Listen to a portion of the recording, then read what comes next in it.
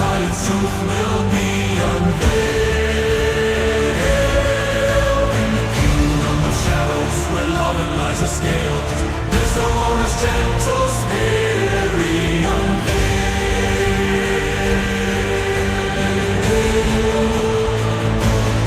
In the kingdom of shadows, where love and lies are scaled.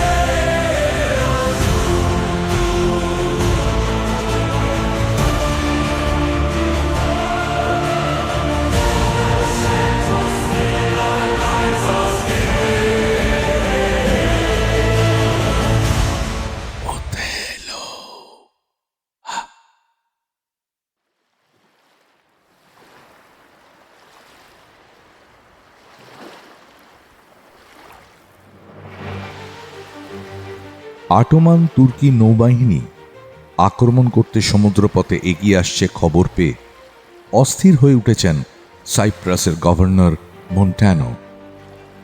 প্রতিটি মুহূর্ত তাকে চরম অশান্তির মধ্যে কাটাতে হচ্ছে। সাইপ্রাস সমেত ভূমধ্য সাগরের অনেক দ্বীপ আর উপকূলবর্তী দেশ তখন ভেনিসের শাসনাধীন। তাই মন্টানো দেরি না করে তুর্কি নৌবাহিনীর সম্ভাব্য আক্রমণের খবর পাঠালেন তার প্রভু ভেনিসের ডিউককে। মন্টানোর পাঠানো খবর পেয়ে ভেনিসের ডিউক রাত দুপুরে সেনেটের এক জরুরি সভা ডাকলেন। তুর্কি নৌবাহিনী সাইপ্রাস দখল করতে এগিয়ে আসছে। সেনেটের সদস্যরা আঁতকে উঠলেন। তারা জানেন তুর্কিরা দুর্ধর্ষ যোদ্ধা। স্থলে বা জলে তাদের সঙ্গে লড়াইয়ে টিকে ওঠা যে সে লোকের কাজ নয়। এই চরম সংকটের মুহূর্তে আমাদের একমাত্র আশা ভরসা হলেন সেনাপতি ওথেলো। ডিউক সেনেটের সদস্যদের দিকে তাকিয়ে বললেন, তুর্কি আক্রমণ রুখতে তাকেই পুরোপুরি কর্তৃত্ব দিয়ে সাইপ্রাসে পাঠানো হোক। সেনেটের সদস্যরা সবাই তার এ প্রস্তাব এক বাক্যে সমর্থন করলেন।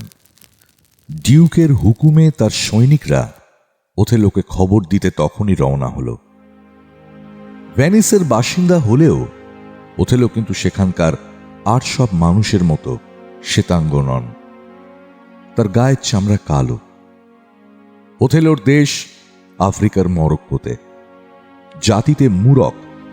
ওথেলো যৌবনে ভাগ্যান্বেষণে ভেনিসে এসে গ্রহণ করেছিলেন সৈনিকের পেশা।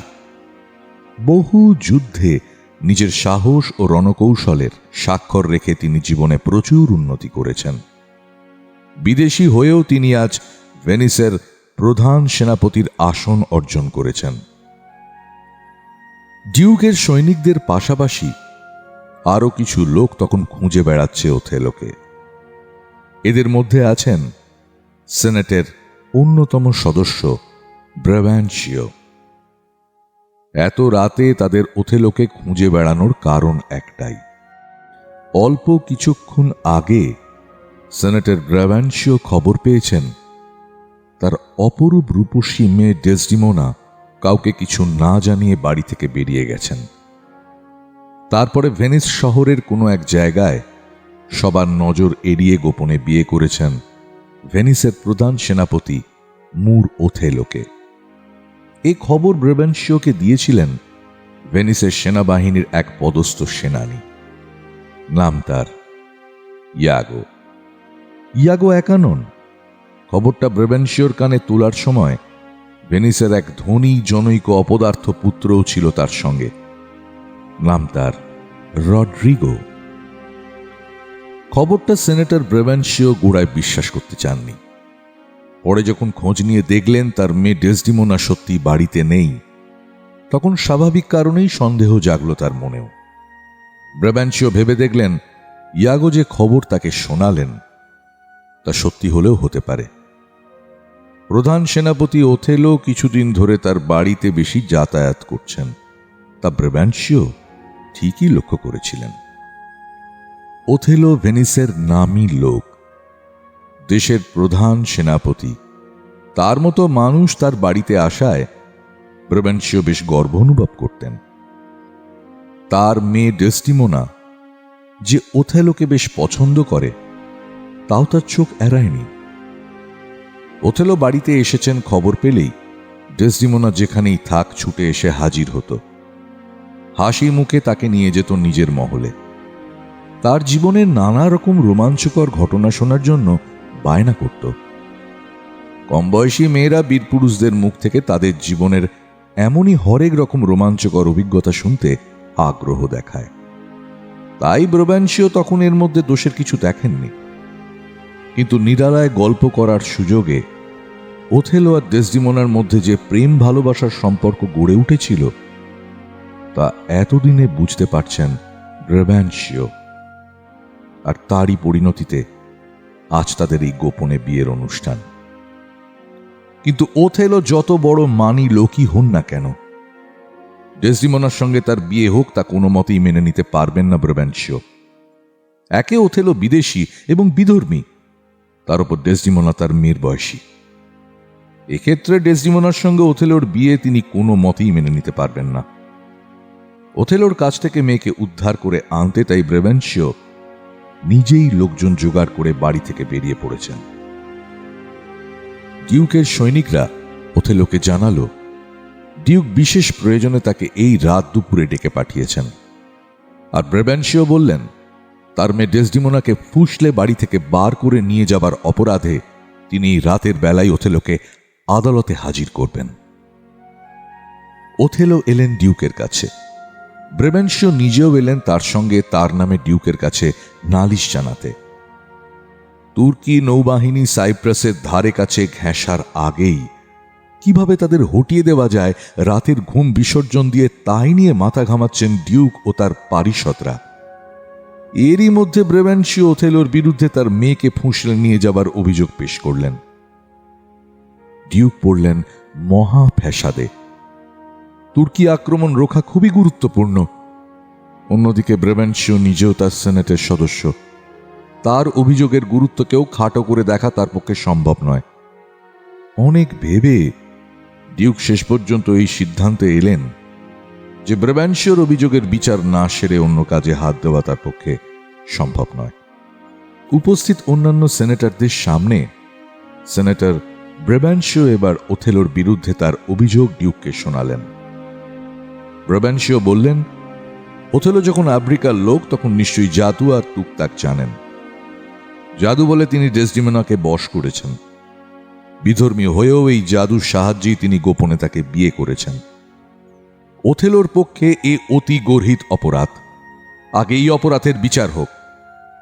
সেই সামন্ততন্ত্রের যুগে ধনী গরিব সবাই তুকতাক জাদুমন্ত্র ওসবে ঘোর বিশ্বাসী ছিল। সেনেটরদের অনেকেই তাই ধরে নিয়েছিলেন ব্রোবেনশিও সত্যি কথাই বলছেন। আফ্রিকা অন্ধকারে আচ্ছন্ন দেশ। সত্যতা আর শিক্ষার আলো সেখানে পৌঁছয়নি। সেখানকার মানুষ ভূত প্রেত পুজো করে। তুকতাক মন্ত্রতন্ত্র এসব জড়িয়ে আছে তাদের দৈনন্দিন জীবনের সঙ্গে। ওথেলো নিজেও আফ্রিকার লোক, তার বাড়ি মরক্কোয়। কাজী ওই সব অপবিদ্যায় তার দখল থাকবে, এ আর বিচিত্র কি? তা যদি নাই হবে, তাহলে ডেসডিমোনার মতো এক অপরূপ রূপসী ওথেলোর মতো এক কেলে কুৎসিত মূর্খের স্বেচ্ছায় বিয়ে করবে, এটাই বা কি করে বিশ্বাস করা যায়? অথচ এই ভেনিস শহরে এমন একজনও যুবক নেই যে ডেসডিমোনাকে বিয়ে করার স্বপ্ন দেখেনি। কিন্তু ডেসডিমোনা তাদের একজনকেও পাত্তা দেয়নি। সেনাপতি ওথেলোকে সব শুনে ডিউক বললেন, সেনেটর ব্রোবেনশিও আপনার বিরুদ্ধে যে অভিযোগ এনেছেন সে সম্পর্কে আপনার কিছু বলার আছে? আমার বলার মতো একটাই কথা আছে হুজুর। বিভিন্ন যুদ্ধে আমার লড়াইয়ের কাহিনী শুনেই আমার প্রতি ডেসডিমোনা আকৃষ্ট হয়েছে। সে নিজেই আমায় বিয়ে করবার প্রস্তাব দিয়েছিল। এ কথা সত্যি কিনা তা ডেসডিমোনাকে ডেকে জিজ্ঞাসা করলেই জানতে পারবেন। ডিউক নিজে বসেছেন বিচারকের আসনে। ওথেলোর কথার মধ্যে তিনি যুক্তি পেলেন। নিশ্চয়ই ওথেলো, ডেসডিমোনার বক্তব্য শুনতে আমরা বাধ্য। কে আছো? ডেসডিমোনাকে এখানে এনে হাজির করো। ডেসডিমোনাকে নিয়ে আসতে ডিউকের সেপাই তখনই রওনা হলো। এই অবকাশে উকিলের সাহায্য না নিয়েই নিজের পক্ষ সমর্থন করার সিদ্ধান্ত নিলেন ওথেলো। তিনি যে সম্পূর্ণ নির্দোষ তা প্রমাণ করতে মহামান্য ডিউক আর সমবেত সেনেটরদের সামনে ঘটনার আনুপূর্বক বর্ণনা দিতে লাগলেন। মহামান্য ডিউক আর মাননীয় সেনেটরদের কাছে আমার লুকোনোর মতো কিছুই নেই। নিজের নির্দোষিতা প্রমাণ করতে গিয়ে ওথেলো বলতে লাগলেন, ডেসডিমোনার ভালোবাসা পাওয়ার জন্য তুকতাক জাদুমন্ত্র বা ওই জাতীয় আর কোনো রকম নিচতার সাহায্য কোনোদিনই আমি নিইনি। শুধু তাই নয়, ডেসডিমোনার ভালোবাসা পাওয়ার জন্য কোনো রকম চেষ্টা জেনে শুনে আমি কখনো করিওনি। জরুরি কাজে একবার আমাকে সেনেটর ব্রেভেনশিওর সাথে দেখা করতে তার বাড়িতে যেতে হয়। সেখানেই প্রথম দেখি ডেসডিমোনাকে। অনেক যুদ্ধে জয়ী হবার পর আজ আমি ভেনিসের প্রধান সেনাপতির পদ অর্জন করেছি শোনার পর থেকেই সে আমার সম্পর্কে কৌতূহলী হয়ে ওঠে।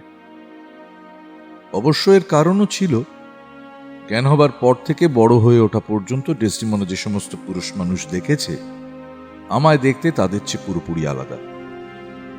আমার জাতি আলাদা, ধর্ম আলাদা, চামড়ার রং, মুখের গড়ন, মাথার চুলের ধাঁচ সবই আর পাঁচজনের চেয়ে অন্যরকম। এর ওপর সে শুনেছে আমি মরক্কোর মানুষ, যে দেশটা পড়েছে আফ্রিকা মহাদেশে। হুজুর, আফ্রিকা মহাদেশের অনেকটাই গভীর জঙ্গল। সেখানে সিংহ, হাতি, বাইসন, সাপ, নেগড়ে এইসব হিংস্র পশুরা অবাধে ঘুরে বেড়ায়। এমন দেশ থেকে আসা একজন মানুষের সম্পর্কে ডেসডিমোনার মতো এক সদ্য যুবতী যে কৌতূহলী হবে, তা কি খুব অস্বাভাবিক ব্যাপার? এর উপর ডেসডিমোনাকে যখন প্রথমবার দেখি, তখন সে সবে যৌবনে পা দিয়েছে এমন এক কুমারী। মানুষের তৈরি সামাজিক বিধি নিষেধ সম্পর্কে কোনো অভিজ্ঞতা হওয়া তো দূরে থাক, ধারণাই গড়ে ওঠেনি তার মধ্যে। এইসব কারণেই আমার জীবনের কথা শুনতে সে আগ্রহী হয়েছিল, এটাই আমার ধারণা। হুজুর, সৈনিক হলেও আমি তো নিজে রক্ত মাংসের মানুষ, তাই আমার কঠোর জীবন সংগ্রামের কাহিনী কেউ ভালোবেসে শুনতে চাইলে তাকে বিমুখ করা আমার পক্ষে সম্ভব নয়। খুব ছোটবেলায় কিভাবে নিজের ঘর বাড়ি ছেড়ে খালি হাতে এদেশে এসে সৈনিকের পেশা গ্রহণ করেছি, কিভাবে বিভিন্ন যুদ্ধে কৃতিত্ব দেখিয়ে ভেনিসের প্রধান সেনাপতির পদ অর্জন করেছি, সেসব ঘটনা তাকে দিনের পর দিন শুনিয়েছি। ওর বাবার কাছেই যেদিনই কোনো না কোনো কাজে গিয়েছি, সেদিনই কাজের কথাবার্তা শেষ হবার পরে ডেসডিমোনা আমায় টেনে নিয়ে গেছে তার মহলে। যুদ্ধের গল্প শোনার বায়না ধরেছে বাচ্চা মেয়ের মতো। আমার মুখ থেকে যুদ্ধের ভয়াবহ বর্ণনা শুনতে শুনতে একসময় ওর দু চোখে যে আমার প্রতি নীরব ভালোবাসা ফুটে উঠত, তা আমারও চোখ এড়ায়নি। হুজুর, আমি বিধর্মী হয়েও বলছি, ডেসডিমোনার ভালোবাসা পেয়ে আমি ধন্য হয়েছি। কোনো জাদু মন্ত্র বা তুকতাক নয় হুজুর, আমার বীরত্বের কীর্তিগুলি আমার অজান্তে কোনো এক সময় ডেসডিমোনার হৃদয় জয় করেছে।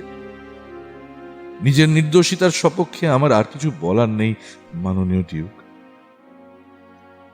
ওথেলোর বক্তব্য শেষ হবার প্রায় সঙ্গে সঙ্গে ডিউকের সেপাইদের সঙ্গে ডেসডিমোনা এসে হাজির হলো ডিউকের সামনে। তুমি ডেসডিমোনা? গম্ভীর গলায় প্রশ্ন করলেন ডিউক। আজ্ঞে হ্যাঁ মাননীয় ডিউক। স্বাভাবিক গলায় জবাব দিল ডেসডিমোনা। সেনাপতি ওথেলো কখনো তোমায় বিয়ে করতে চেয়েছিলেন? ডেসডিমোনার চোখের দিকে তাকিয়ে প্রশ্ন ছুড়ে দিলেন ডিউক। না মাননীয় ডিউক। একই রকম গলায় জবাব দিল ডেসডিমোনা। সেনাপতি ওথেলো নয়, আমি নিজেই তাকে বিয়ে প্রস্তাব দিয়েছিলাম। সে প্রস্তাব গ্রহণ করে ওথেলো আমাকে সম্মানিত করেছেন। ওথেলো শুধু আমার অনুরোধে তার জীবনের রোমাঞ্চকর কাহিনী আমায় শুনিয়েছেন। ডেসডিমোনার এই বিবৃতি শুনে সেনেটের সদস্যরা সবাই এক বাক্যে বললেন, ওথেলো সম্পূর্ণ নিরপরাধ। ডেসডিমোনার এই সাক্ষী তা প্রমাণিত হল।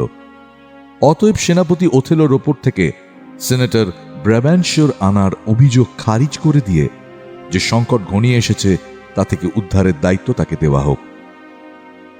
ডিউক নিজেও সেনেটরদের কথায় সায় দিয়ে ওথেলোর বিরুদ্ধে সেনেটর ব্রেভেনশিওর আনা অভিযোগ খারিজ করে দিলেন। তারপর অটোমান তুর্কি নৌবাহিনী যে সাইপ্রাস আক্রমণ করতে আসছে সে খবর তাকে জানালেন। ডিউক ওথেলোকে এও জানালেন যে সাইপ্রাসকে বাঁচানোর দায়িত্ব তাকেই নিতে হবে। ডিউকের কথা শুনে ওথেলো বললেন তিনি যুদ্ধের জন্য তৈরি আছেন। ডিউক এবার ওথেলোকে বললেন, সেনাপতি ওথেলো, সাইপ্রাস দুর্গের অবস্থা আর অন্যান্য খুঁটিনাটি যে আপনার নখদর্পণে তা আমি জানি। সাইপ্রাসকে শত্রুর হাত থেকে রক্ষা করতে গিয়ে আপনার মধুচন্দ্রিমা যাপন কিছুটা ব্যাহত হবে, এজন্য আমি এবং আমার সেনেটররা সবাই দুঃখিত। আমি অটোমান তুর্কি নৌবহরকে সাইপ্রাসের ধারে কাছে ঘেঁষতে দেব না মাননীয় ডিউক। আমি এখনই রওনা হচ্ছি, কিন্তু যাওয়ার আগে আমার স্ত্রীর নিরাপত্তার দায়িত্ব আপনাদের নিতে অনুরোধ করছি। এ আর এমন কি ব্যাপার? আপনি ইচ্ছে করলে আপনার স্ত্রীকে অনায়াসে তার বাবা সেনেটর ব্রেবেনশোর কাছে রাখতে পারেন। মাফ করবেন মাননীয় ডিউক, সেনেটর ব্রেবেনশো বললেন। ডেসডিমোনাকে আমি আর আমার কাছে রাখতে পারবো না। আমি নিজেও তাই চাই না, ব্রেবেনশোর মন্তব্যকে সমর্থন করে জবাব দিলেন ওথেলো। বাবার ইচ্ছের বিরুদ্ধে আমিও তার কাছে থাকতে চাই না মহামান্য ডিউক। যাকে ভালোবেসে বাড়ি থেকে বেরিয়ে এসেছি, দয়া করে তার কাছাকাছি থাকার অনুমতি দিন। আমারও তাই ইচ্ছা মাননীয় ডিউক। বেশ, তাই হবে, ডিউক ওথেলোকে বললেন। আপনি তাহলে আজ রাতেই রওনা হন। যাওয়ার আগে আপনার কোনো অধীনস্থ সেনানীর ওপর আপনার স্ত্রীকে সাইপ্রাসে পৌঁছে দেবার দায়িত্ব দিন। ডেসডিমোনাকে নিরাপদে সাইপ্রাসে পৌঁছে দেবার দায়িত্ব সেনানী ইয়াগোর ওপর দিয়ে ওথেলো হানাদার তুর্কি নৌবহরকে রুখতে জাহাজ নিয়ে সেই রাতেই রওনা হলেন সাইপ্রাসের দিকে। সেনানী হিসেবে ইয়াগোর যতই দক্ষতা থাক না কেন, এক কথায় লোক হিসেবে সে ছিল অতি বজ্জাত। ওথেলো ভেনিসের প্রধান সেনাপতির পদ অর্জন করার পরে ইয়াগো তার প্রধান সহকারী হবার জন্য আপ্রাণ চেষ্টা করেছিল, কিন্তু তার সব চেষ্টা বিফল করে ওথেলো যে সেনাবাহিনীর প্রধান সহকারীর পদে বেছে নিলেন তিনি ক্যাসিও নামে একজন সেনানী। তবে ইয়াগোকে পুরোপুরি হতাশ করেননি ওথেলো। তাকে এক অধস্তন সেনানীর পদে তিনি বহাল করেছিলেন। সেই ঘটনার তিক্ত স্মৃতি এখনো ভুলতে পারেননি ইয়াগো।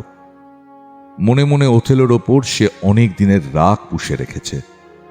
বাইরে আনুগত্যের ভাব বজায় রাখলেও ওথেলোর চরম শত্রুতা কিভাবে করা যায়, ইয়াগো তারই মতলব আঁটছে দিন রাত। প্রণয়নী ডেসডিমোনাকে বিয়ে করবেন বলে যে রাতে ওথেলো তাকে তার বাবা সেনেটর ব্রেবেনশোর বাড়ি থেকে বার করে নিয়ে যান, সে রাতেও ইয়াগো তার সঙ্গে ছিল। ডেসডিমোনাকে বিয়ে করতে গেলে ইয়াগোর সক্রিয় সহায়তা তার পক্ষে অপরিহার্য হয়ে দাঁড়িয়েছিল। কিন্তু খানিক বাদে সেই ইয়াগোই ডেসডিমোনার সঙ্গে ওথেলোর বিয়ের খবর সবার আগে পৌঁছে দিয়েছিল ডেসডিমোনার বাবা সেনেটর ব্রেবেনশোর কানে। ডিউকের কাছে ওথেলোর নামে নালিশ করার প্রেরণা এই ইয়াগোই দিয়েছিল সেনেটর ব্রেবেনশোকে। ডিউক সব শুনে ওথেলোকে কঠিন সাজা দেবেন এটাই ধরে নিয়েছিলেন ইয়াগো। ভেনিসের যেসব বড়লোকের অপদার্থ ছেলেরা এতদিন ডেসডিমোনাকে বিয়ে করার স্বপ্ন দেখে এসেছে, তাদের অন্যতম রড্রিগোর কথা আগেই উল্লেখ করা হয়েছে। ওথেলো ডেসডিমোনাকে জাদু মন্ত্রে বশ করে বিয়ে করেছেন এ খবর ইয়াগো যে রাতে সেনেটর ব্রেবেনশোর কানে তুলবে বলে রওনা হয়েছিল, তখন এই রড্রিগো মজা দেখবে ভেবে গিয়েছিল তার সঙ্গে। ডেসডিমোনার সঙ্গে তার বিয়ের ঘটকালি করার লোভ দেখিয়ে ইয়াগো রড্রিগোকে শুষে প্রচুর টাকা আদায় করে নিয়েছে। ডেসডিমোনা তার প্রেমের আহ্বানে সাড়া না দিলেও এতদিন আশায় আশায় ছিল রড্রিগো। কিন্তু শেষকালে ডেসডিমোনা সত্যি ওথেলোকে বিয়ে করেছে শুনে সে ভেঙে পড়েছে। তার আর মনে কোনো আশা নেই। ইয়াগো দেখল রড্রিগোকে শুষে নিংড়ে আরো কিছু টাকা কামানোর তার একটা বড় সুযোগ রয়েছে। সে রড্রিগোকে আশ্বাস দিয়ে বলল, তুমি মিছিমিছি ভেঙে পড়েছো রড্রিগো। ওথেলোর সঙ্গে ডেসডিমোনার বিয়ে হয়েছে বলেই তোমার মন খারাপ করার কিছু নেই। আমি বলছি ওদের দুজনের এই যে পরস্পরের প্রতি ভালোবাসা, এর নিছক খামখেয়ালি ছাড়া আর কিছুই নয়। বিশ্বাস করো, আমি বলছি ওদের এ বিয়ে বেশি দিন টিকবে না। চোখ বুঝে অপেক্ষা করো। ওদের ছাড়াছাড়ি হলো বলে। এখন তোমার করার মতো শুধু একটাই কাজ আছে, সাইপ্রাসে গিয়ে ডেসডিমোনার পেছনে লেগে থাকতে হবে, দিন রাত ওর কাছাকাছি থাকতে হবে। তুমি যে ওকে এখনো ভালোবাসো, ওর টানেই যে ওর পেছন পেছন সাইপ্রাসে গিয়ে হাজির হয়েছো, এটা বুঝিয়ে দিতে হবে ডেসডিমোনাকে। আর চোখে চোখ পড়তেই ইশারায়, হ্যাঁ, ভাবে ভাবে বুঝিয়ে দেবে তুমি ওকে এখনো কত ভালোবাসো। হাঁ করে তাকিয়ে ইয়াগোর কথাগুলো এতক্ষণ এক মনে শুনছিল রড্রিগো। এবার সে বলল, তাহলে এবার আমায় কি করতে হবে? সাইপ্রাসে গিয়ে কদিন থাকতে হবে কি জানে। ইয়াগো বলল, বিদেশ বিভুই বলে কথা, কখন কি দরকার পড়ে তার ঠিক আছে। তাই যেখান থেকে পারো টাকা কড়ি জোগাড় করো। ওখানে যাওয়ার আগে সঙ্গে বেশি করে টাকা নিতে ভুলো না। নগদ টাকা না থাকলে স্থাবর সম্পত্তি কিছু বিক্রি করে টাকা জোগাড় করো। ধরো সাইপ্রাসে পৌঁছানোর পরে ডেসডিমোনার মত পেতে হয়তো ওকে দামি কোনো উপহার দেবার দরকার হলো, তখন তো অনেক টাকা দরকার হবে। সে টাকা কে দেবে তোমায়? তাই বেশি করে টাকা সঙ্গে নিয়ে নাও। আপনি যা বলেছেন তাই করব। মিনমিনে গলায় ইয়াগোর কথায় সায় দিল রড্রিগো। যুদ্ধক্ষেত্রে ওথেলোর ভাগ্য দেবতা চিরকালই সদয়। হয়তো সেই কারণেই বিনা যুদ্ধে এবারও তার জয় হল। সমুদ্রের মধ্যে ওথেলো শত্রু নৌবহরকে আক্রমণ করার আগেই শুরু হলো প্রচণ্ড ঝড় বৃষ্টি। সেই ঝড়ের দাপটে তুর্কি নৌবহর প্রচণ্ড ঘা খেল। তাদের বেশিরভাগ জাহাজ, প্রচুর নৌসেনা আর অস্ত্রশস্ত্র সমেত সাগরের অতলে তলিয়ে গেল। অল্প যে কয়েকটা জাহাজ টিকে গেল, পাল ছিঁড়ে মাস্তুল ভেঙে গতিপথ হারিয়ে তারা ছড়িয়ে ছিটিয়ে পড়ল। ভেনিসের বিশাল নৌবহর নিয়ে ওথেলো নিরাপদে সাইপ্রাসের মাটিতে পা রাখলেন। ডাঙায় পা রেখে শুনলেন তার আগেই ডেসডিমোনাকে সঙ্গে নিয়ে তার অধীনস্থ সেনানী ইয়াগো এসে পৌঁছে গেছে। সাইপ্রাসে একই সঙ্গে গভর্নর ও সামরিক প্রশাসক হয়ে এসেছেন ওথেলো। আগের গভর্নর মন্টানো তাই তার হাতে ক্ষমতা তুলে দিলেন। এরপর সাইপ্রাস দুর্গ গভর্নরের আবাসে এসে স্ত্রী ডেসডিমোনার দেখা পেলেন ওথেলো। তুর্কি নৌবাহিনী আক্রমণ করতে এসে প্রাকৃতিক বিপর্যয় নিজেরাই বিধ্বস্ত হয়েছে। এই আনন্দে সাইপ্রাসের বাসিন্দারা মেতে উঠল উৎসবে। উৎসব মানে যে নিয়ম কানুন পরোয়া না করে রাতভর মদ খাওয়া, তা জানেন ওথেলো। তাই সহকারী ক্যাসিওকে ডেকে তিনি বললেন, ক্যাসিও, আমি ক্লান্ত, এবার আমার বিশ্রাম দরকার। তোমার উপর শহর সমেত গোটা সাইপ্রাস দ্বীপের শান্তি রক্ষার দায়িত্ব দিয়ে আমি বিশ্রাম করতে যাচ্ছি। সারা রাত জেগে পুরো এলাকায় শান্তি রক্ষা এবার করতে হবে তোমাকে। নেশার ঝোঁকে কেউ যাতে গোলমাল বা দাঙ্গা হাঙ্গামা না বাঁধায়, সেদিকে কড়া নজর রেখো। আপনি নিশ্চিন্তে বিশ্রাম নিন সেনাপতি, আশ্বাস দিয়ে বললেন ক্যাসিও। আমি সারা রাত জেগে চারপাশে কড়া নজর রাখব। ক্যাসিওর কথায় আশ্বস্ত হয়ে ওথেলো বিশ্রাম নিতে গেলেন। ওথেলোর চরম ক্ষতি করার মতলব অনেক দিন থেকে করে আসছিল অধস্তন সেনানী ইয়াগো। এবার সুযোগ বুঝে সে সেই চেষ্টায় আবার উদ্যোগী হল। ইয়াগো জানে ওথেলোর সহকারী ক্যাসিও খুব সরল মনের লোক, সবার সঙ্গে খোলাখুলিভাবে মেলামেশা করেন। ক্যাসিও যে তাকে বিশ্বাস করেন তাও জানে ইয়াগো। ওথেলো বিশ্রাম নিতে চলে যাবার পরে সে ক্যাসিওকে বলল, আজ এই আনন্দের দিনে গোটা শহরের মানুষ যেখানে ফুর্তিতে মেতে উঠেছে, সেখানে আমাদেরও একটু ফুর্তি করতে বাধা কোথায়? আসুন, আমরা ওদের মতো একটু মদ খেয়ে ফুর্তি করি।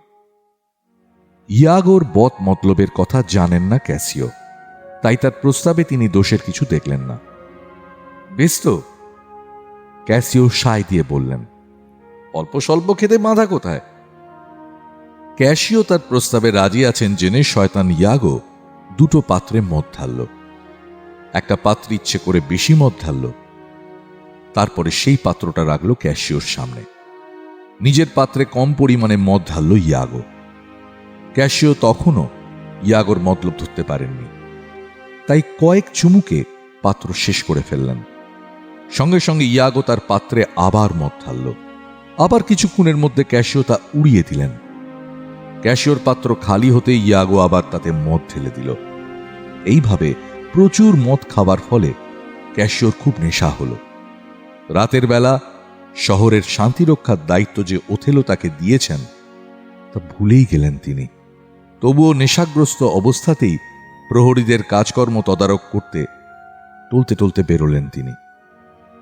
ক্যাশিও বেরিয়ে যেতেই ইয়াগো দেখল তার পথ পরিষ্কার। রড্রিগো কাছাকাছিই ছিল। তাকে ডেকে বলল, আমার ওপরওয়ালা ক্যাশিও প্রচুর মদ খেয়ে বেহেড মাতাল হয়ে প্রহরীদের কাজকর্ম তদারক করতে বেরিয়েছেন। তুমি তককে তককে থাকো, উনি ফিরে এলে তুমি গায়ে পড়ে এমন ভাবে ওর সঙ্গে ঝগড়া বাঁধাও যাতে উনি ভীষণ রেগে যান। তুমি কিন্তু মোটেও রেগে যাবে না, এমন ভাবে ক্যাশিওকে তাতিয়ে তুলবে যাতে উনি তরোয়াল খুলে তোমায় আক্রমণ করেন। হয়তো তাতে তোমার একটু চোটও লাগতে পারে। ক্যাশিও এখন তো সুস্থ নেই, তেমন চোট লাগার আগে তুমি ঠিক সরে নিজেকে বাঁচাতে পারো। মনে রেখো, তোমার মনের আশা পূরণ করতে হলে আমি যেভাবে বলছি ঠিক সেভাবেই তোমায় এগোতে হবে। ইয়াগোর কথা মতো কাজ করতে রাজি হলো রড্রিগো। সে বাইরে বেরিয়ে ক্যাশিও যেখানে ফিরবেন সেখানে অপেক্ষা করতে লাগলেন। খানিক বাদে বাইরে রড্রিগো আর ক্যাশিওর উত্তেজিত গলায় চিৎকার চেঁচামেচি শুনতে পেয়ে ইয়াগো বুঝল রড্রিগো তার নির্দেশ মেনেই চলছে। ইয়াগো বাইরে দেখল ক্যাশিও আর রড্রিগো তলোয়ার হাতে একে অপরের সঙ্গে লড়াই করছে। রড্রিগো চোট পেয়েছে, তার গায়ের কয়েক জায়গা থেকে রক্ত ঝরছে দরদর করে। চোট পেয়েও রড্রিগো সমানে চেঁচাচ্ছে, মুখে যা আসছে তাই বলে গাল দিচ্ছে ক্যাশিওকে। সাইপ্রাসের আগের গভর্নর মন্টানোর বাড়ি কাছেই। রড্রিগো আর ক্যাশিওর চেঁচামেচি গালিগালাজ শুনে তিনি ছুটে বেরিয়ে এলেন বাইরে। রড্রিগো আহত হয়েছে দেখে তলোয়ার খুলে তিনিও ঝাঁপিয়ে পড়লেন ক্যাশিওর ওপর। ক্যাশিও তখন পুরোপুরি মাতাল। রড্রিগোকে ছেড়ে এবার তিনি তলোয়ার হাতে চড়াও হলেন মন্টানোর ওপর। তার তলোয়ারের খোঁচা লেগে ভালো চোট খেলেন মন্টানো। ঠিক এমনই পরিস্থিতির অপেক্ষায় ছিল ইয়াগো। সে আবার ভেতরে গিয়ে পাগলা ঘন্টি বাজিয়ে দিল। সেই ঘণ্টার আওয়াজে সাইপ্রাসের বাসিন্দারা চমকে উঠল। কোনো বিদেশি আক্রমণ নয়তো প্রচণ্ড ঝড় বৃষ্টি, ভূমিকম্প, এইসব জাতীয় প্রাকৃতিক বিপর্যয়ের সময়ই পাগলা ঘন্টি বাজে। ভয় পেয়ে তারা যে যার বাড়ি থেকে ছুটে বেরিয়ে এসে ঘাবড়ে গিয়ে ছোটাছুটি করতে লাগলো। পাগলা ঘন্টির আওয়াজ আর বহু লোকের চিৎকার চেঁচামেচিতে দুর্গের ভেতরে থাকা ওথেলোর ঘুম ভেঙে গেল। কি ব্যাপার দেখতে তিনি তখনই ছুটে বাইরে বেরিয়ে এলেন। দুর্গের কিছুটা তফাতে মন্টানো আর রড্রিগো দুজনকে আহত অবস্থায় পথের ওপর পড়ে থাকতে দেখে ওথেলো অবাক হলেন। খোঁজ নিয়ে জানলেন তার সহকারী ক্যাশিও বেহেড মাতাল অবস্থায় তলোয়ারের আঘাতে দুজনকে জখম করেছেন। ক্যাশিও এমন কাজ করেছেন, তাও বেহেড মাতাল হয়ে? কথাটা প্রথমে বিশ্বাস করতে পারলেন না ওথেলো। ইয়াগোকে ডেকে আসল ঘটনাটা কি জানতে চাইলেন। ইয়াগো সুযোগ পেয়ে বলল, ক্যাশিও মদ খেয়ে বেহুশ হয়ে রড্রিগো আর মন্টানো দুজনকেই তলোয়ারের আঘাতে জখম করেছে। শুনে ক্যাশিওর ওপর রেগে গেলেন ওথেলো। সেই মুহূর্তে তাকে পদচ্যুত করে সেই পদে ইয়াগোকে বহাল করলেন। শয়তান ইয়াগোর বদ মতলব এইভাবে বাস্তবে পরিণত হল। পদচ্যুত হয়ে মনে মনে বড্ড আঘাত পেয়েছিল ক্যাশিও। এমন একটা ঘটনা তার জীবনে কি করে ঘটল তাই তিনি বুঝে উঠতে পারছেন না। মদ খেয়ে বেহেড মাতাল হবার মতো লোক ক্যাশিও নন। তবু জীবনের মাঝামাঝি এসে এভাবে নেশা করে নিজের পায়ে কুড়ুল মেরে বসলেন।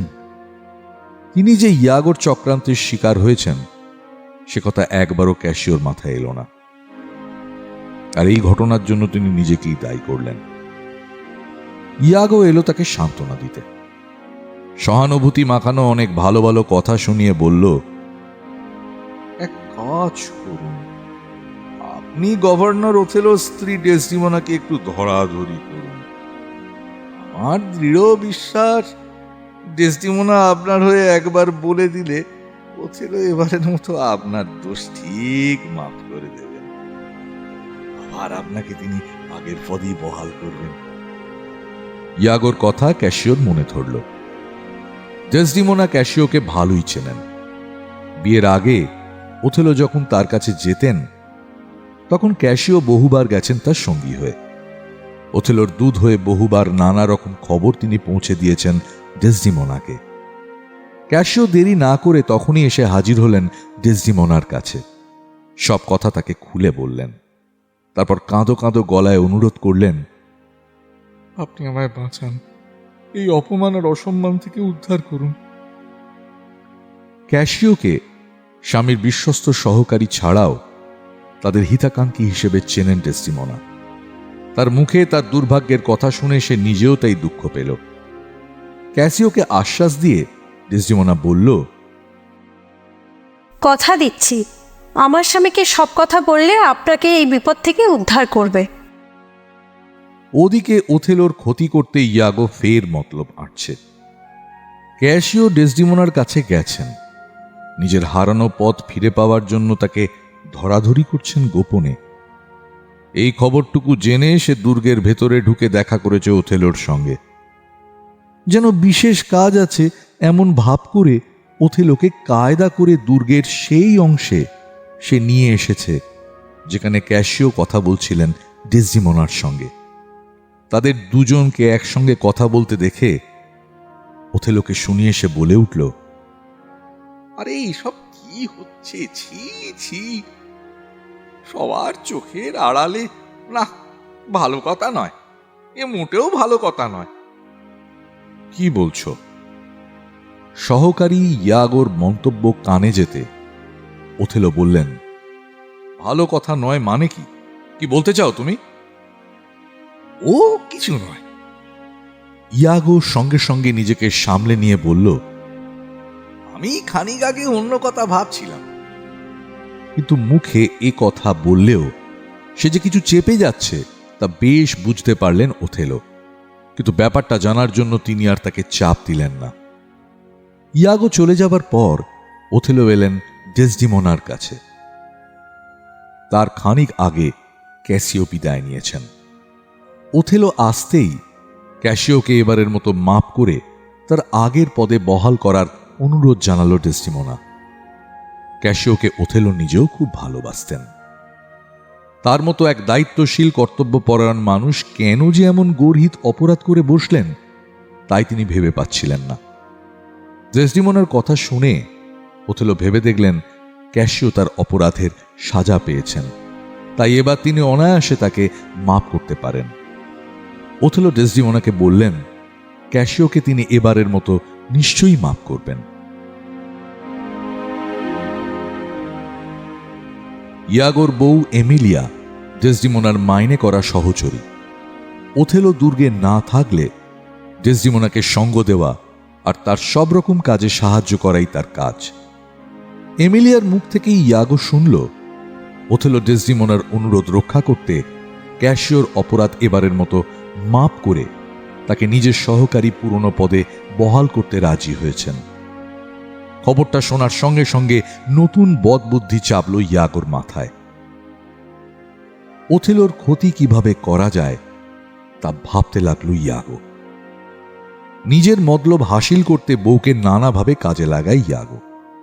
পরের ঘরের খবর জোগাড় করা কি কোনো দামি জিনিস হাতিয়ে আনা, এসব কাজ এমিলিয়াকে দিয়েই করে ইয়াগো। এমিলিয়া এসব কাজ করতে রাজি না হলে ইয়াগো তাকে বেধড়ক মারধর করে, চাপকে গায়ের ছাল চামড়া ছাড়িয়ে নেয়। বিয়ের আগে ওথেলো একটা রুমাল ডেসডিমোনাকে উপহার দিয়েছিলেন। তাতে নানা রকম বাহারি সুন্দর নকশা সেলাই করা ছিল।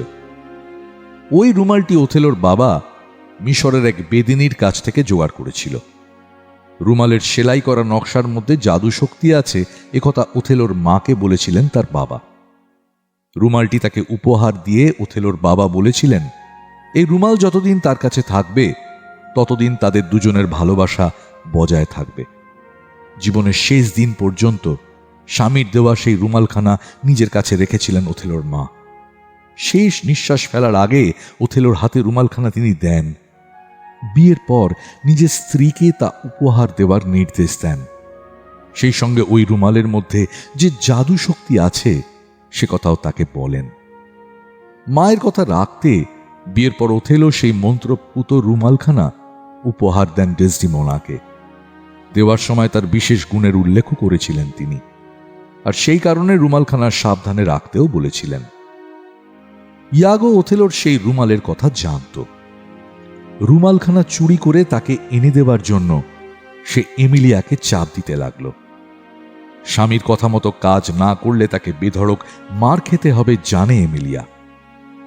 তাই ডেসডিমোনার নজর এড়িয়ে একদিন সে সেই রুমালখানা চুরি করে এনে দিল তার স্বামীকে।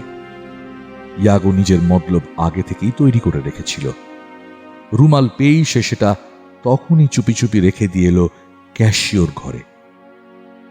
বাইরে থেকে ঘরে এসে ঢোকার পর সে রুমাল ক্যাশিওর চোখে পড়ল, কিন্তু ওই রুমালের মালিক যে ডেসডিমোনা তা জানে না ক্যাশিও। তিনি ধরে নিলেন হয়তো কোনো বন্ধু বেড়াতে এসে ভুল করে ওটা ফেলে রেখে দিয়ে গেছে, পরে কোনো একদিন এসে ওটা আবার ফেরত নিয়ে যাবে। এরপরই একদিন ওথেলোকে ইয়াগো বলল, সেনাপতি, আপনার স্ত্রীর হাতে একবার একটা রুমাল দেখেছিলাম, তাতে ভারী চমৎকার সেলাইয়ের নকশা ছিল। ঠিকই দেখেছ, সায় দিলেন ওথেলো। ওটা আমার মায়ের রুমাল, মাকে আমার বাবা উপহার দিয়েছিলেন। ও রুমাল মন্ত্রপুত।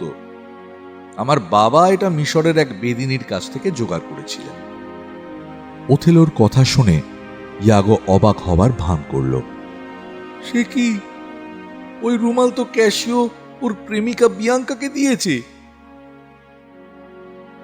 ক্যাশিও দিয়েছেন ওর প্রেমিকা বিয়াঙ্কাকে? ইয়াগোর কথা শুনে ওথেলো নিজেও অবাক হলেন। ক্যাশিও ওই রুমাল পেলেন কোত্থেকে? ডেসডিমোনা নিজেই হয়তো রুমালখানা দিয়েছেন ক্যাশিওকে। একথা মুখ ফুটে না বললেও আকারে ইঙ্গিতে ওথেলোকে বোঝাতে চাইল ইয়াগো, কিন্তু তার ইঙ্গিত বুঝতে পারলেন না ওথেলো। মুখ ফুটে খোলাখুলিভাবেই বললেন, ডেসডিমোনা ও রুমাল ক্যাশিওকে দেবে কেন? ওটা তো আমারই দেওয়া ভালোবাসার উপহার। ভালোবাসার উপহার হিসেবে তাকেই দিয়েছিলাম। আঁখে তা হলেও বা হয়তো ডেসডিমোনা নিজেও ওই রুমালখানা ভালোবাসার উপহার হিসেবে দিয়েছেন ক্যাশিওকে। কি বলছো তুমি? ইয়াগোর কথা শুনে রাগে ওথেলোর দু চোখ জ্বলে উঠল। ওথেলো ডেসডিমোনার ওপর রেগে গেছেন আঁচ করে ইয়াগো বুঝতে পারল তার মতলব হাসিল হয়েছে। ডেসডিমোনার সম্পর্কে সে সন্দেহ জাগাতে পেরেছে ওথেলোর মনে। এবার সাহসে ভর করে আরেকটু এগোলো ইয়াগো। ডেসডিমোনা ক্যাশিওকে নিশ্চয়ই ভালোবাসেন, নিশ্চয়ই তাদের দুজনের মধ্যে অবৈধ প্রেমের সম্পর্ক গড়ে উঠেছে। জোর গলায় খোলাখুলিভাবে এটাই ওথেলোকে বোঝানোর চেষ্টা করল সে।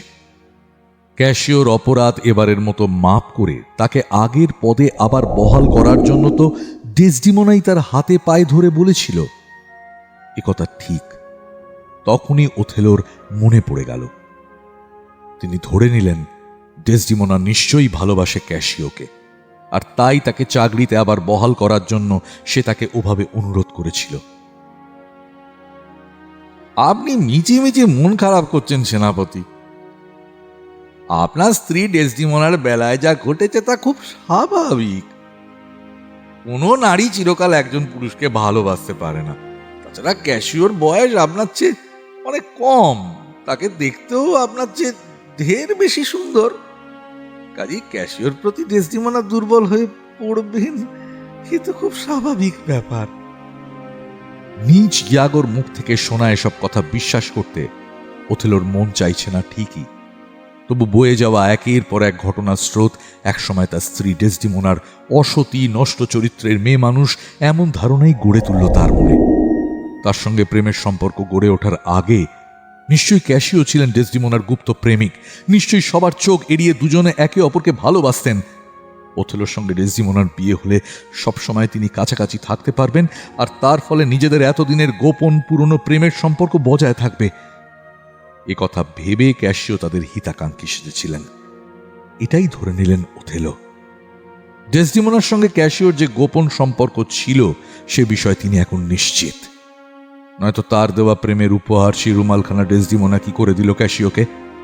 তারপর একটা ভয়ানক গুরুতর অপরাধের জন্য তিনি ক্যাসিওকে তার সহকারীর পদ থেকে বরখাস্ত করেছিলেন।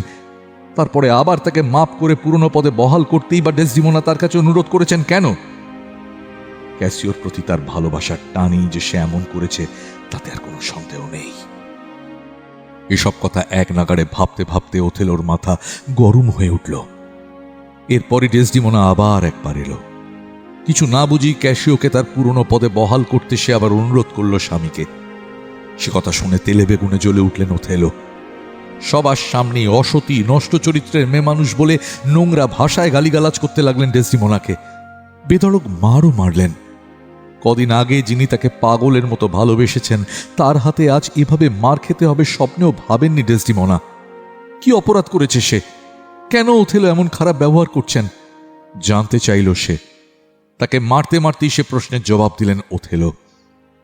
কেন হারিয়েছিস আমার মায়ের দেওয়া সেই রুমাল? ভালো চাস তো বল, কোন ভালোবাসার নাগরকে ওটা দিয়েছিস? না তো জেনে রাখিস অশেষ দুর্গতি লেখা আছে তোর কপালে। তুমি কি আমায় আর ভালোবাসো না? মার খেয়ে চোখের জল ফেলতে ফেলতে জানতে চাইল ডেসডিমোনা। তুমি তো কদিন আগেও এমন ব্যবহার করোনি আমার সাথে, তাহলে তুমি কি আমার আগের মতো আর ভালোবাসতে পারো না? না, পারি না, গলা চড়িয়ে বললেন ওথেলো। আমার ভালোবাসা পেতে হলে আমার দেওয়া সেই রুমালখানা বার করে দাও, শুধু তাহলেই আমার আগের মতো ভালোবাসা তুমি পাবে, নইলে নয়। হ্যাঁ, এই আমার শেষ কথা। ওথেলোর মুখে নোংরা গালিগালাজ শুনে আর তার হাতে বেধড়ক মার খেয়ে বেদনায় মুখ হয়ে গেল ডেসডিমোনা। সামান্য একখানা রুমাল হারিয়ে ফেলা সে এমন গুরুতর অমার্জনীয় অপরাধ হয়ে দাঁড়াবে তা ঘুণক করেও ভাবতে পারেনি ডেসডিমোনা। কোথায় গেল সে রুমাল তা নিজেও জানে না ডেসডিমোনা। কি করে হারালো সেটা তার হেফাজত থেকে? কেউ কিভাবে ওটা চুরি করলো? প্রশ্ন জাগলো ডেসডিমোনার মনে। যদি রুমালটা সত্যি কেউ চুরি করে থাকে তবে কে সে? অনেক মাথা ঘামিয়েও এ প্রশ্নের উত্তর পেল না হতভাগিনী ডেসডিমোনা। গভীর রাত। বিয়ের দিনের পোশাকটি পরে ডেসডিমোনা শুয়ে আছে। অনেক চেষ্টা করেও ঘুমোতে পারছে না সে। ইচ্ছে করেই শোবার আগে বিয়ের পোশাক পরেছে ডেসডিমোনা। তার মনে আশা, তার পরনে বিয়ের পোশাক দেখলে তার প্রতি যে বিশ্বাস হারিয়েছেন ওথেলো সে বিশ্বাসকে আবার অন্তরে ফিরে পাবেন। এমিলিয়াকে বিদায় দিয়ে দু চোখ বুঝে ডেসডিমোনা ওথেলোর অপেক্ষা করতে লাগল। খানিক বাদে পা টিপে টিপে শোবার ঘরে ঢুকলেন ওথেলো। ডেসডিমোনার দিকে চোখ পড়তে অতীতের হারানো প্রেম, ভালোবাসা, সুখস্মৃতি বন্যার জলের মতো ভাসিয়ে দিল তার অবুঝ হৃদয় মনকে। হাঁটু গেড়ে স্ত্রীর খাটের পাশে বসল ওথেলো। উষ্ণ চুম্বনের ছোঁয়ায় জেগে উঠল ডেসডিমোনা। চোখ মেলতেই দেখতে পেল ওথেলো পাশে বসে চুম্বনে চুম্বনে ভরিয়ে তুলেছেন তাকে। ওথেলো, চাপা গলায় ডাকল ডেসডিমোনা। উঠে এসো প্রিয়তম। স্ত্রীর গলা কানে যেতেই নিমেষের মধ্যে আবার পাষাণের মতো কঠিন হয়ে উঠলেন ওথেলো। বললেন, ডেসডিমোনা, আমি তোমায় হত্যা করতে এসেছি। ওথেলোর কথায় গোড়ায় বিশ্বাস করতে পারলেন না ডেসডিমোনা, কিন্তু খানিক বাদে বুঝতে পারল ওথেলো সত্যি এসেছেন তাকে হত্যা করতে। মৃত্যু নিশ্চিত জেনে কাতর গলায় মিনতি করল সে। ওগো, আমি অসতী নই, তুমি আমাকে হত্যা করো না। কিন্তু তার মিনতি কানে তুললেন না ওথেলো। খাটে উঠে বসে দু হাতে গলা টিপে ডেসডিমোনাকে শ্বাসরোধ করে হত্যা করলেন। খানিক বাদে বাইরে থেকে দরজায় ধাক্কা দিল এমিলিয়া। ওথেলো দরজা খুলে দিতে ভেতরে ঢুকল এমিলিয়া। ঢুকলেন লডভিগো, মন্টানো। আহত ক্যাসিওকে চেয়ারে বসিয়ে নিয়ে এসেছেন তারা। সেই সঙ্গে ইয়াগোকেও নিয়ে এসেছেন তারা গ্রেপ্তার করে। তার সব চক্রান্ত ফাঁস হয়ে গেছে। ডেসডিমোনাকে মৃত অবস্থায় দেখে বুক ফাটা কান্নায় ভেঙে পড়ল এমিলিয়া। ওথেলো সবার সামনে নিজের মুখে স্বীকার করলেন তিনিই হত্যা করেছেন ডেসডিমোনাকে। ঠিক তখনই কয়েক মুহূর্তের জন্য জ্ঞান ফিরে পেল ডেসডিমোনা। ওথেলো হত্যা করেনি, সে আত্মহত্যা করেছে। এ কথা সবার সামনে বলে চিরদিনের মতো সে জ্ঞান হারালো। ওথেলো আর সমবেত সেনেটরদের সামনে এমিলিয়া জানালো তার স্বামী ইয়াগোর নির্দেশে সে নিজেই ডেসডিমোনার সেই রুমাল চুরি করে রেখে এসেছিল ক্যাশিওর ঘরে। রুমাল চুরি চক্রান্ত ফাঁস হয়ে যাওয়ায় ক্ষিপ্ত হয়ে উঠল ইয়াগো। সবার সামনে ছুরি বের করে সে বসিয়ে দিল তার স্ত্রী এমিলিয়ার বুকে। এমিলিয়ার মুখ থেকে আসল ঘটনা জেনে অনুতপ্ত হলেন ওথেলো। ডেসডিমোনার মৃতদেহের সামনে নিজের বুকে ছুরি বসিয়ে তিনি আত্মহত্যা করলেন। সঙ্গী গ্রেসিয়ানোকে ওথেলোর ঘর বাড়ি বিষয় সম্পত্তি দেখাশোনা করার নির্দেশ দিলেন সেনেটর লডভিগো। একই সঙ্গে ভেনিসের ডিউকের তরফ থেকে ইয়াগোর উপযুক্ত শাস্তি দেওয়ার দায়িত্ব দিলেন ক্যাসিওকে।